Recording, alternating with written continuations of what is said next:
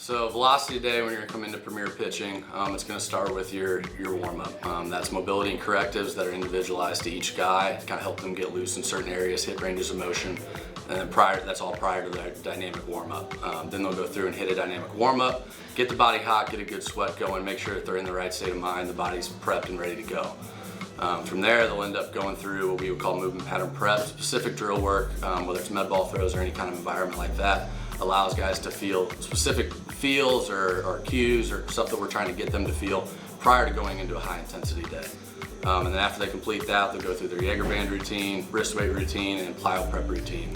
That transitions them into their individualized plyo routine, with like reverse throws, pivot picks, scap retracting throws, stuff that we would individualize to that unique player to get them ready to go for that certain day. Once they finish their plyo routine, then they'll hit their long toss or whatever style of catch best helps them warm up the arm, get the arm hot, get it prepared, and get it ready to go.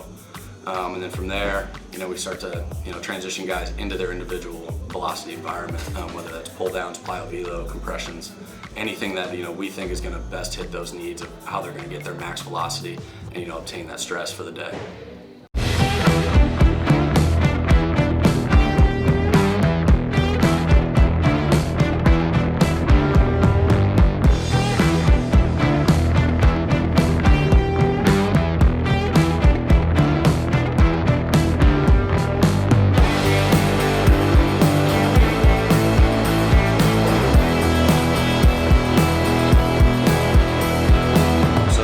Specifically, kind of what we found through our assessment process is that for him,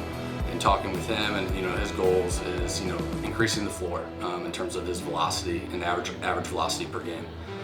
So for him, we want to be able to take it the direction of allowing him to be in an environment from our assessment process where we found that stride length, stride direction, being able to put him in an environment where he can relax the upper body and make it go fast was probably his biggest key. He's a strong, physical guy, one of those guys that people would describe as a tight mover.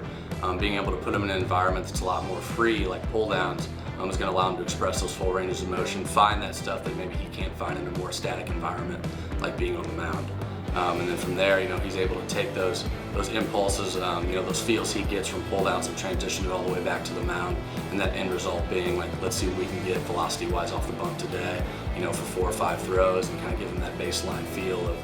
what it's like to transition from high intensity running gun throws, pull downs, and take those feels back to the mound for him specifically, and start to clean those things up that we found in his assessment.